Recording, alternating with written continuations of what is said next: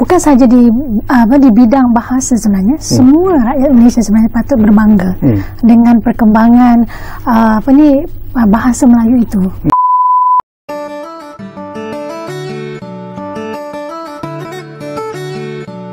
Dilihat dari kacamata sosial, sebagian besar rakyat Malaysia, mulai dari rakyat biasa hingga pejabat tinggi, sudah dipengaruhi oleh kebudayaan dan bahasa asing.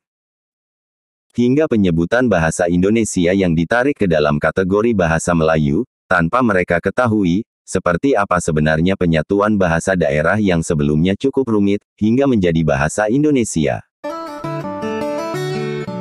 Terindikasi dari bahasa Melayu yang menyebabkan para pemikir di Malaysia, hanya terfokus terhadap budaya dan bahasa Melayu saja, tanpa mempertimbangkan pengaruh dari budaya lain, yang juga tumbuh di Malaysia. Perkembangan bahasa Melayu, mereka definisikan ke dalam ruang lingkup daratan Nusantara, termasuk bahasa Indonesia. Coba kita pikirkan secara logik, bagaimana mungkin bahasa Melayu bisa berkembang, kalau bukan karena bahasa Indonesia. Itulah fungsinya bahasa Indonesia yang menyatukan semua jenis bahasa, mulai dari dialek yang sulit, dirubah menjadi dialek yang lebih mudah dipahami. Sedangkan bahasa Melayu Malaysia, tidak ada perubahan dari segi dialek, malah menambah ejaan ataupun kalimat dari bahasa Inggris. Secara keseluruhan, baik bahasa Indonesia maupun bahasa Melayu, adalah dua bahasa yang berbeda dari sisi perkembangan. Ada beberapa faktor yang mempengaruhi perkembangan bahasa Melayu dan bahasa Indonesia. Salah satunya, faktor kolonial Inggris yang menjajah Malaysia, yang menimbulkan bahasa Melayu yang sudah ada, tercemar oleh bahasa Inggris. Sedangkan bahasa Indonesia, dibentuk menjadi kesatuan bahasa yang semakin lama semakin berkembang. Lantas kenapa bahasa Melayu tidak sepopuler bahasa Indonesia? Jawabannya, karena Malaysia menerima pengaruh bahasa Barat, bahasa India, dan bahasa Mandarin. Sehingga menimbulkan bahasa Melayu, dibungkus oleh bahasa-bahasa asing tersebut. Dalam perkembangan masyarakat saat ini, media sosial menjadi faktor penentu dalam stabilitas bahasa Melayu di Malaysia, selain para imigran. Kemajemukan bahasa Melayu yang utuh, kini sudah berubah menjadi bahasa yang ternoda oleh bahasa penjajah. Selain pengaruh penjajah yang memisahkan kaum Melayu di Semenanjung, kaum Melayu itu sendiri juga terprovokasi oleh perkembangan zaman. Meski begitu, kaum Melayu di Malaysia tidak sepenuhnya memperjuangkan kemelayuan yang ditinggalkan leluhur. Sejarah bahasa Melayu dimulai ketika sebelum berdirinya kerajaan-kerajaan Islam, sampai berakhirnya masa kejayaan setelah kedatangan para penjajah, dan perlahan merubah konsep bahasa yang awalnya berdiri kokoh, menjadi bahasa yang dicemari oleh budaya Barat. Sehingga menjadikan bahasa Melayu seperti terpecah, dan tidak bermartabat dalam bangsa sendiri, terutama di negara tetangga. Konsep bahasa Melayu yang awalnya sempurna bagi kaum leluhur, kini hanya didapati sebagai bahasa yang campur aduk. Begitulah kira-kira, menurut pandangan kita sebagai bangsa Indonesia, yang selalu berpegang pada prinsip-prinsip kebinekaan, dan berpijak pada kaki sendiri, tanpa ada pengaruh dari bangsa lain. Sebaiknya negara persemakmuran perlu memperhatikan, bagaimana bahasa nenek moyang bisa dipertahankan sesuai dengan dialek-dialek yang sudah diwariskan. Sebenarnya perkembangan sekarang ini sangat memberangsangkan dan bukan saja di bidang bahasa sebenarnya, semua rakyat Indonesia sebenarnya patut berbangga dengan perkembangan bahasa Melayu itu. Ya. Jadi saya nak bawa sebenarnya peranan bahasa Melayu itu sebenarnya kita patut balik kepada sejarah kita dahulu. Ya.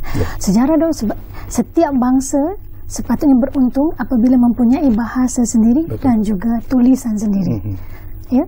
Dan itulah tanda kepada kemercuan ataupun kemajuan kepada tamadun bahasa itu. Jadi pertama sekali saya nak bawa sebenarnya adalah tentang geografi kita itu. Itulah Nusantara kita diletak di tengah-tengah pusat strategiknya geografi, iaitu ada Selat Melaka, Selat Sunda, Laut Cina Selatan, yang menyebabkan perkembangan bahasa Melayu itu semakin cepat. Di mana kerajaan-kerajaan pesisiran pantai pada masa itu yang kecil tumbuh cepat menjadi sebuah empire. Mungkin tuan pernah dengar tentang kerajaan Funan, kerajaan Majapahit, Sriwijaya, dan juga lingua franca. Yang daripada abad ke-7 hinggalah ke-19 kita menggunakan bahasa Melayu sebagai bahasa lingua franca.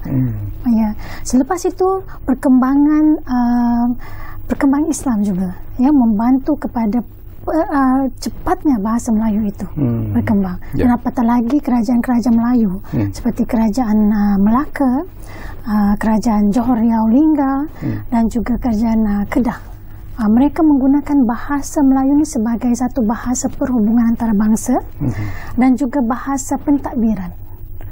Di mana kalau saya nak bawa sebenarnya tuan, ini salah satu naskah yang bukti kepada kegemilangan kita, iaitu kitab pengetahuan bukan kitab pengetahuan bahasa Bustanus Salatin, Raja Ali Haji pada tahun 1850. Ini sebenarnya adalah ilmu bahasa Melayu yang membawa kita mempelajari tentang tata bahasa Melayu itu. Seterusnya lagi kita dikembangkan lagi dengan apabila kemasukan Islam itu kita dibawa kepada bahasa itu lebih luas dan lebih peringkat agama, di mana pembelajaran ataupun pengetahuan tentang bahasa Melayu itu berpusat di istana. Ya kan, memang di istana. Lepas itu dilebarkan dengan adanya penulis-penulis ataupun jurutulis istana. Jurutulis istana ataupun yang menulis tentang karya-karya Melayu ini adalah daripada golongan ulama sebenarnya. Jadi itulah kosakata kita semakin luas. Semakin berkembang makinlah daripada kita mengetahui tentang sirah, tentang tasawuf, metafizik. Sebenarnya bahasa Melayu itu bukan terhad, tak terbatas penggunaannya. Peranannya adalah sebagai bahasa undang-undang, bahasa ekonomi. Yang mengakibatkan kerajaan-kerajaan Melayu pada masa dahulu nilai komersialnya ekonomi juga membangun. Jadi macam. Bagaimana menurut pandangan kalian tentang propaganda bahasa Melayu yang masih belum terjawab hingga saat ini?